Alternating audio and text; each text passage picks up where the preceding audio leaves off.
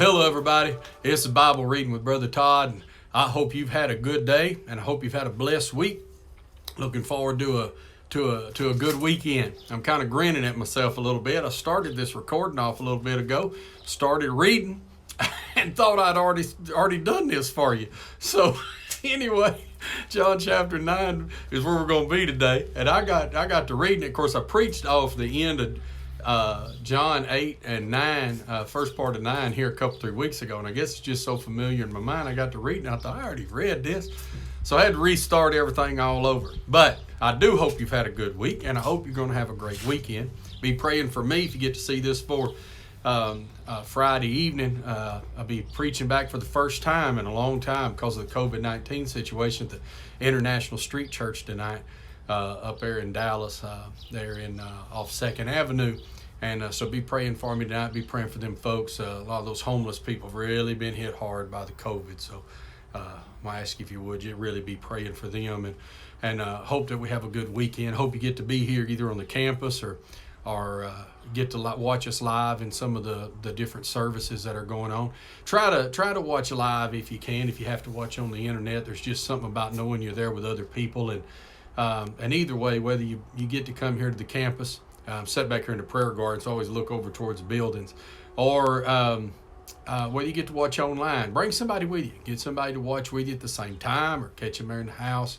But whatever you do, it's always a better experience when it's shared. There's always a better sense of anticipation when we bring somebody with us. We want to see what God does in them. You know, everybody was saved on this campus last weekend was somebody that was brought by somebody. They came with someone. And so that's what we're hoping for. And I hope that God's blessing you. I hope God's blessing you as you're doing the Bible reading. And again, if we've never got to meet and you're just catching this for the first time, you can kind of look around there. You'll probably find where we started back in the book of John. And we just read about a chapter a day. We try to do 2, but I never do 2. We read, I talk a little bit, and we just kind of have a little time with it. Some people watch this all the way through. Some people break it up into 10-minute sections and kind of, watch it through the week. It usually goes 35, 45 minutes long. So you know what's going on, all right?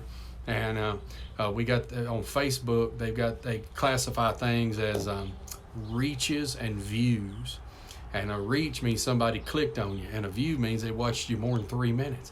And usually people don't listen to me long, that most of them go find something else to do. Anyway, you'll probably figure that out pretty quick on your own if it's your first time. So I'm just telling you about how long it is. If you ain't got that amount of time, well, don't worry, you can stop and start it. So anyway, John chapter 9, verse 1. Jesus is going to use this time to start moving really things towards his cross.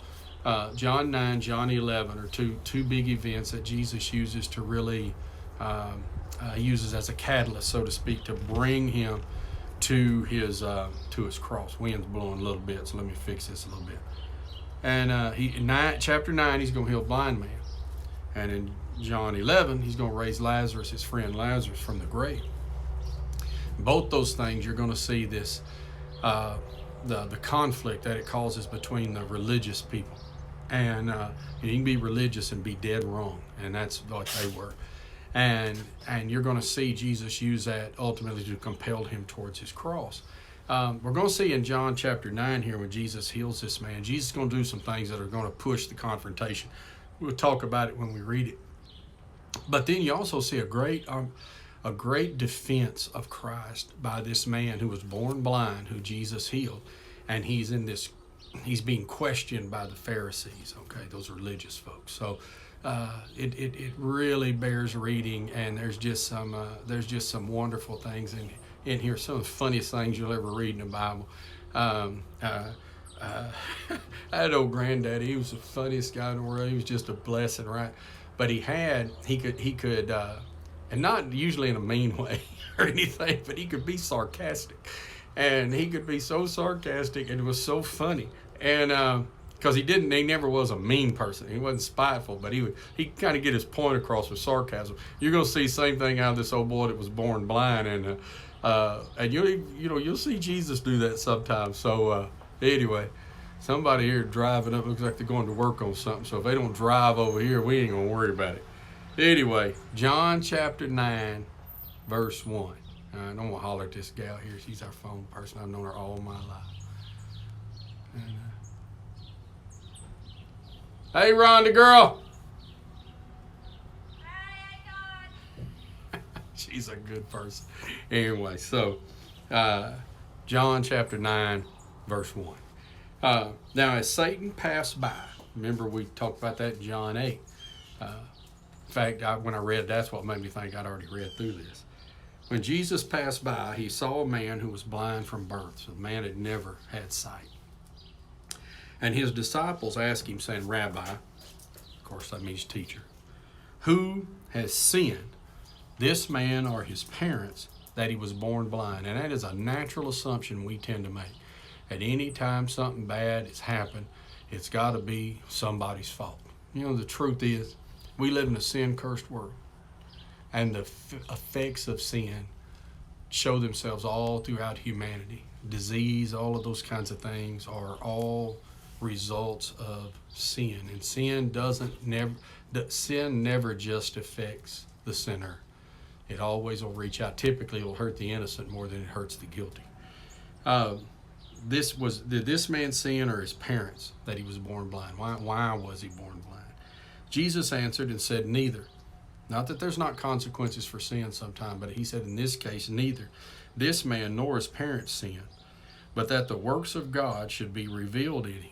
So what he's saying is this man is in this condition because there is something I'm going to do of an eternal nature.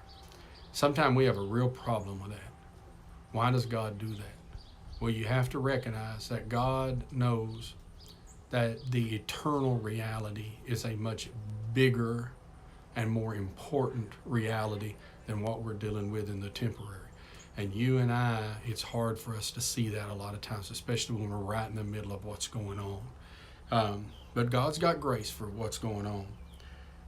But he said, I must work the works of him who sent me while it's day. The night is coming when no one can work. As long as I'm in the world, I am the light of the world. So he goes back to the statement he had made back there in John chapter 8. He's saying, I've only got a little bit of time. So they asked, why is this man born blind? Who sinned? Jesus said, neither one of them. This was not his parents, had nothing to do with this man. The reality is he's in this situation that the glory of God can be revealed. And I've got to be going about getting that done. Because remember, he's ultimately heading towards the cross. And he shows us a wonderful truth. You got to work while you have opportunity. You got to do something while you have a chance. Verse 6, he says, when he said these things, he spat on the ground and made clay with the saliva. And he anointed the eyes of the blind man with the clay. And he said to him, go and wash in the pool of Siloam, which is translated Simps, what Siloam means. So he went and washed and came back seeing. Now that's an odd thing, isn't it? Jesus spits on the ground, makes mud out of the spittle, and he rubs it on that guy's eyes and tells him to go and wash. Now, say, Brother Todd, Jesus could heal people with a word. Sure, he can heal people with a thought. But he's doing something. We'll talk about that here in just a minute. But I do want you to notice that with this man who Jesus is, but he's instructed by the Lord to go do something. If you want to do an interesting study, some of our kids from our school, Victory Prep, are on a nature walk. They've been studying something in science. Let me see what group is it. That's one of the little group. That's a bunch of the little ones. Those are probably 3 and 4 year olds. He's out here the other day having a ball. But anyway, so what was I talking about? Well,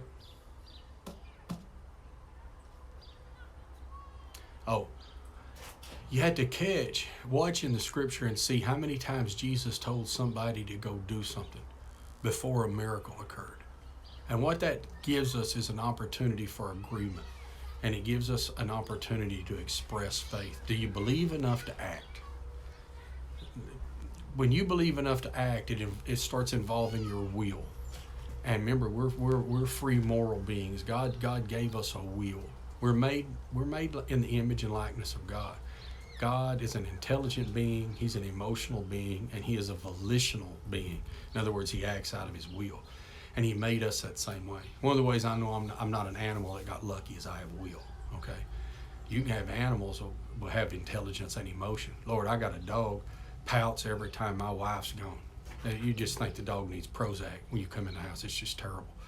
And the boy Misty shows up, she's happy, right? She has intelligence and emotion. That's a part of her instinct, but she doesn't have will. She can't act out of volition because she's not created in the image and likeness of God like you and I are.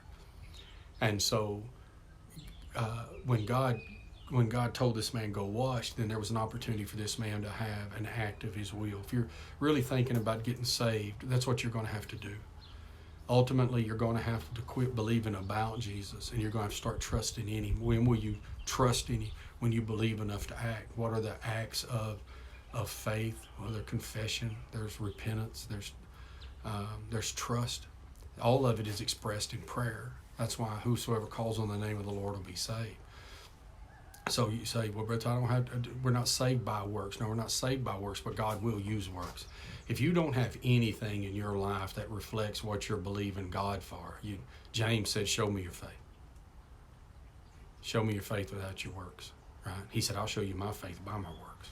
So while they are not what pays for our salvation, there isn't the act of our will in agreeing with God. And that's what we say here. We see the same thing in the Christian life. Well, a lot of times we lead up to a thing and then we sit and watch and we wait on God to give us a burden and a dream and a heart for something. But Solomon said a dream comes through many steps. God meets us in the act, because if there's no confession, there's no act, and there's no faith. Without faith, it's impossible to please God. And so he says, go wash in the pool of Siloam. So he washed and he came back seeing. And he said, again, why did Jesus do it like this? Well, part of it was to get that act of work. The other thing is Jesus was going to be gone. Jesus, in his infinite wisdom, did not want this man healed, and he did not want to have an interaction with him until after he had saw and he had engaged, let's say, the enemies of Christ. Okay, so when he comes back, Christ has moved on through the crowd. It's a very busy place, and so he went and he washed and he came back seeing. Verse 8. Therefore the neighbors and those who previously had seen that he was blind said, is not this who sat and begged? It was only recourse he had for financial gain. Some said, this is he, and others says he's like him. In other words, he looks like him. And the man said, no, I'm him. I'm him. And there's a first act of witness. Sooner or later, you got to hit down with it. No, it's me. It's me that God changed. It was me that got saved. And the faster you do it, the stronger you'll get at it, and the easier it'll be to do. Therefore they said to him, how are your eyes opened? He answered and said, a man called Jesus made clay and anointed my eyes and said to me, go wash in the pool of Siloam and wash. So I went and washed, and I received my sight. And they said, where is he? And he said, I don't know. I don't know where he's at. So verse 13, they brought him who was formerly blind, to the Pharisees, okay, because, I mean, this contention between these religious people and Jesus had been building. And, of course, it's a notable miracle. Some of the people were believing in Jesus. Others were saying he was deceiving people. Well, here he is going about doing good. So they bring him who was blind to the Pharisees. Look at verse 14. It's huge to understanding what all Jesus was doing. Now, it was the Sabbath when Jesus made the clay and opened his eyes. Not only did he do a work of healing in this man, and they'd had this talk before. Jesus, had told them one time, he said, any of y'all, you donkeys down in a ditch, ox is down a ditch on the Sabbath, you go in there and get him out. He said, you give your donkey something to drink on the Sabbath. Ain't that more important? Ain't a person more important than a donkey? Well, you see here, probably one of the main reasons Jesus made the clay was not just healing him, okay, because he could have done that with a word, but he intentionally worked. He intentionally put his hand to doing something. He made mud. You got to understand now, these Pharisees wouldn't walk across a plowed ground on Sabbath day, lest somebody would think they were tilling the ground. I mean, they were strict. Jesus said, y'all strain at a gnat and you swallow a camel. And so, because they strained there, they didn't want to. Them kids, they tickle me. They falling along like a couple of ducks, a bunch of little ducks. So anyhow, they. Every time I turn around, I forget where I'm at.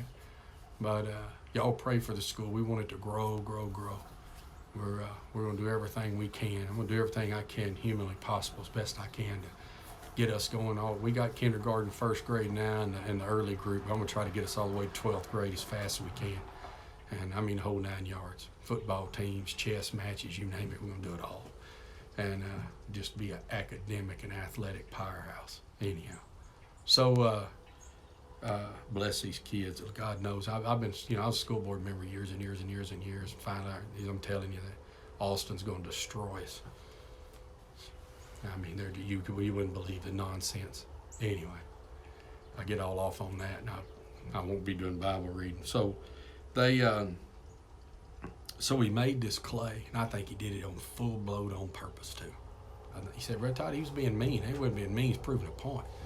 But he was there to bless me. And Jesus told him one time that the Sabbath was made for man, not man for the Sabbath. And he was also letting them know he was God of it. I think it's one of the reasons God changed the Sabbath. The church is always worshipped on the first day of the week. Some people say all the Catholics come along with it later. Nah. No, Paul even talked about the church of Corinth where they get together on the first of the week. And the church has celebrated the resurrection, been meeting together for worship ever since. I think it's one of the reasons that they were so dogmatic on keeping that type part of the law, and they've forgotten mercy and love and grace and truth. But so he made that clay in verse 14. So then the Pharisees asked also again and said how he received his sight. And he said to him, he put clay on my eyes and I washed and I see. And that was the other thing. He went to go wash, which they didn't like either. Therefore, some of the Pharisees said, this man's not from God because he doesn't keep the Sabbath. Others said, how can a man who's a sinner do such signs? And there was division among them. That's between the Pharisees. Remember, like old Nicodemus and them were Pharisees, good men. So, verse 17, they said to the blind man again, what do you say about him? Because he opened your eyes. Well, the man says, he is a prophet. But the Jews did not believe concerning him that he had been blind. They didn't believe he'd actually been blind and healed, right? They think he's faking it. And have received his sight until they called it the parents of him who had received his sight. And they asked them, saying, is this your son who you say was born blind? See how they put it? Who you say. Reminds you like a bunch of politicians, doesn't it? And denying everything. Deny any sense and reality of truth. Always try to cause doubt towards truth. Always try to cause doubt towards the light. That's how they operate. How then, is this your son who you say was born blind? How does he now see? His parents answered him and said, we know that this is our son and that he was born blind. But by what means he now sees, we do not know. Or who opened his eyes, we don't know. He's of age, ask him. He'll speak for himself. His parents said these things because they feared the Jews, for the Jews had agreed already that if anyone confessed that he, that's Jesus, was Christ, the Messiah, that he would be put out of the synagogue, okay, with the place of worship. Okay, they'd be excommunicated, what they mean by put out. They put you out to church means we excommunicated you. We're not going to have communion with you no more. Therefore, his parents said, he's of age, ask him. So they again called the man who was blind and said to him, give God the glory. We know that this man is a sinner. So they bring up the blind man. They say, give God glory. We know this guy's a sinner. He answered and said, whether he's a sinner or not, I don't know. One thing I know, and I love this answer, that though I was blind, now I see. I don't know if he's a sinner or not. But I know this. I was blind till I met him. Now I can see. People scoff at your Christianity all they want. But you got that. There was a time you had no spiritual understanding, and now you do. There was a time you was lost, and now you're found. The world can't take away what Jesus did for you. It is the most concrete piece of your testimony that God changed you. Then they said to him again, what did he do to you? How did he open your eyes? He answered them and said, I told you already, and you did not listen. Why do you want to hear it again? Do you want to become his disciples? Why you want to hear? I already told you once, you didn't believe me. So why you want to hear again? You thinking about being his disciple? Boy, I'd like to see the look on them old stuck-up religious people when that brother reared back and hit him with that. Yeah, I don't know. You say he's a sinner. I don't know. I know it is. You know, I don't know much, but I know I was blind. Now I see. You know, I know what Jesus did in my life. Is what he's telling them, right? How do you open your eyes? He said, why you want to keep hearing all this? Well, you thinking about being his disciple? Well, he knew good and well he wasn't thinking about it. Anyways, pretty good word. So they reviled him. They hating on him here. And they say, you are his disciple, but we are Moses' disciple. And we know that God spoke to Moses. As for this fellow, New King James said, as for this guy, we don't know where he's from. He said, he says, you say you're this guy's disciple, Mr. Formerly Blind Man, but we're Moses' disciple. We know that God spoke to Moses. And we don't know what this guy is or what he's from. And this man said, verse 30, why, this is a marvelous thing, that you do not know where he's from, and yet he has opened my eyes. And he ain't through. Now we know that God does not hear sinners. But if anyone is a worshiper of God and does his will, a disciple, he hears him. Since the world began, it's been unheard that anyone opened the eyes of one who was born blind. If this man were not of God, he could do nothing. They answered and said to him, you were completely born in sins, and are you teaching us? And they cast him out. So you see what the guy does here with him. He said, well, here's a marvelous thing. It's an amazing thing. Y'all know so much. But and what you don't know is that you don't know anything about him, but he's opened my eyes. We also know God don't hear sinners. In other words, you'll hear this a lot. David said, if I regard iniquity in my heart, the Lord will not hear me. And I've had people say, well, Brother Todd, it makes sense because before people are saved, maybe they're children, and does God not hear, their prayers? And you would obviously think that he does. Well, let's just think about it a second. God is an omniscient God. In other words, he's all-knowing. So there's not a thing that gets said, done. Jesus said one day you're going to give an account for every idle word. So there's not anything that's undone, unknown in his sight. Even the prayers of somebody's just an out-and-out sinner.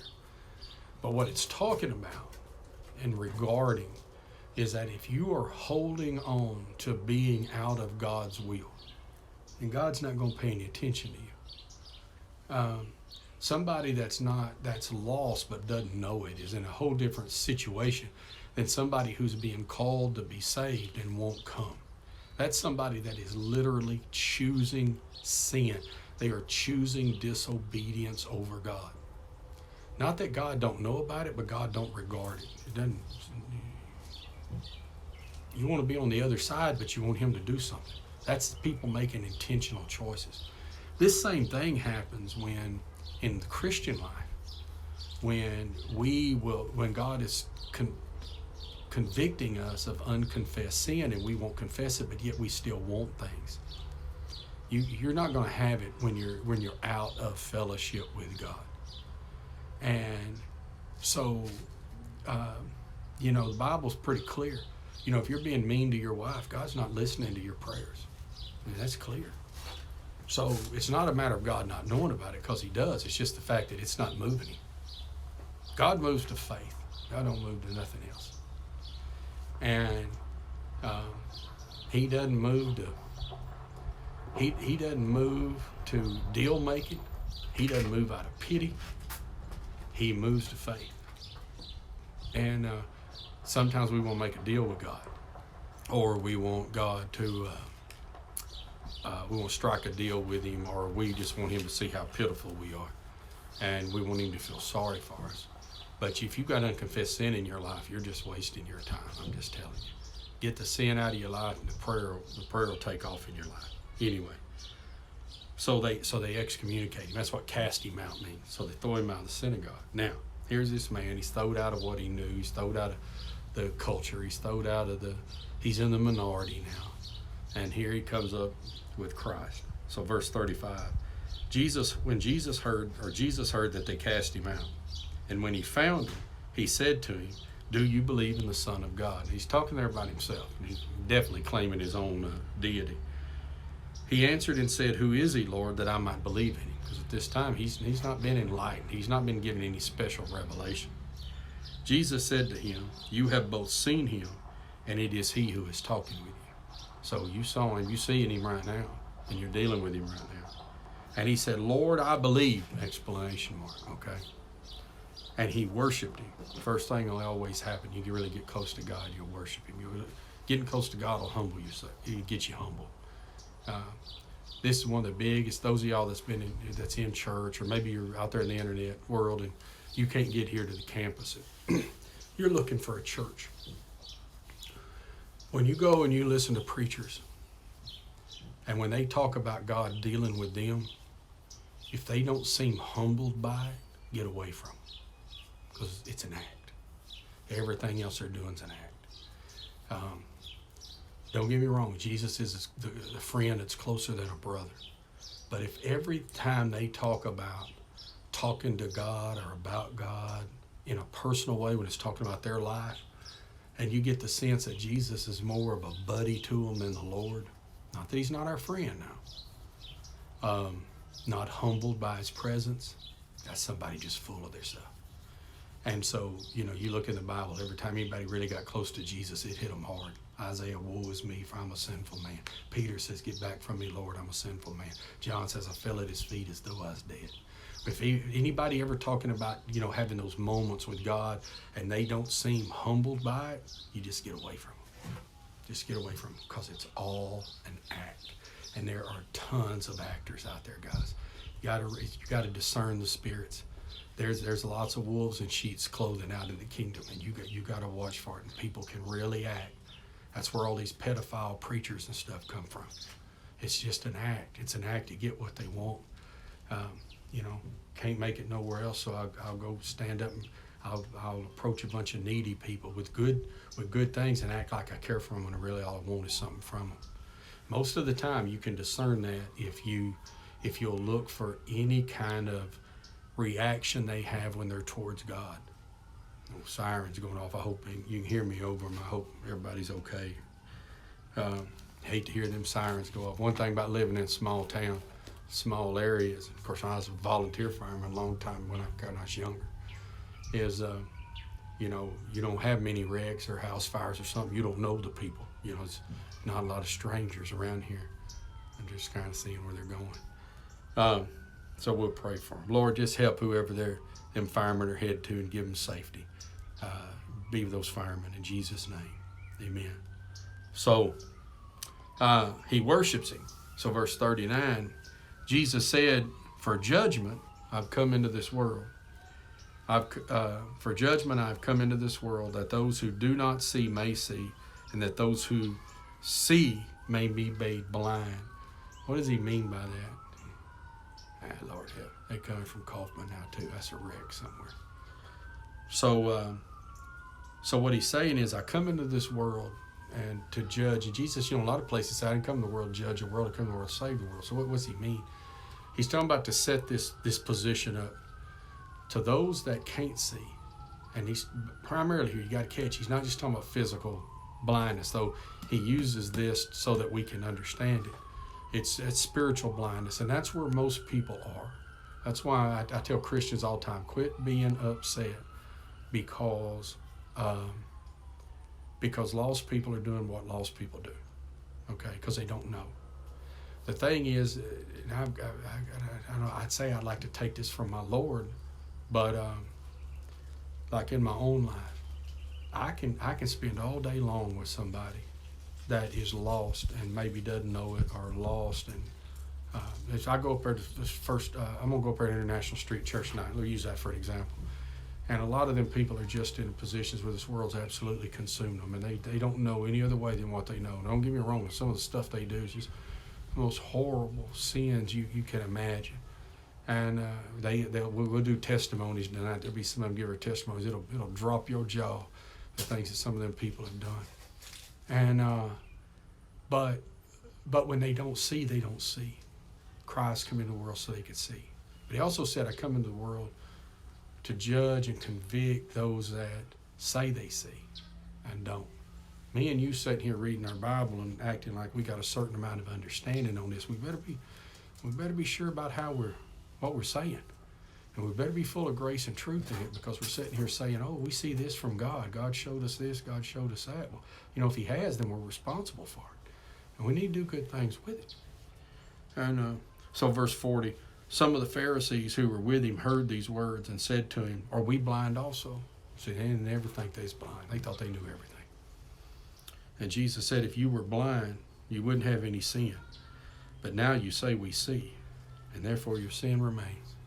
And I'll tell you this, if you understand that God's talking to you and you don't do nothing with it, you understand God's talking to you, you don't let it change your life, friend, you are in the most terrible of positions.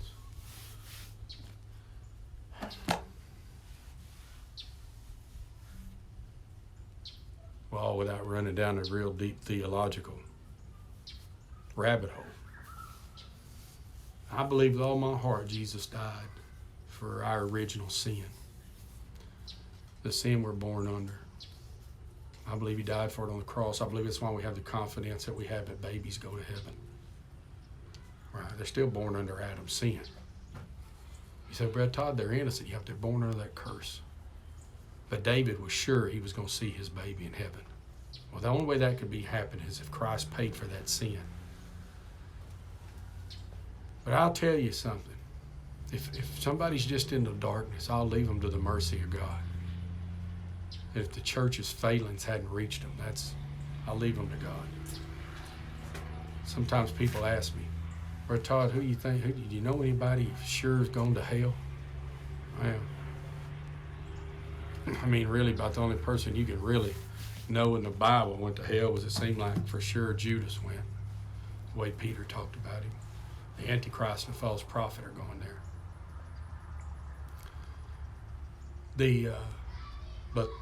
But what Christ just said there, you say you see and you don't, you're guilty, you're caught, man.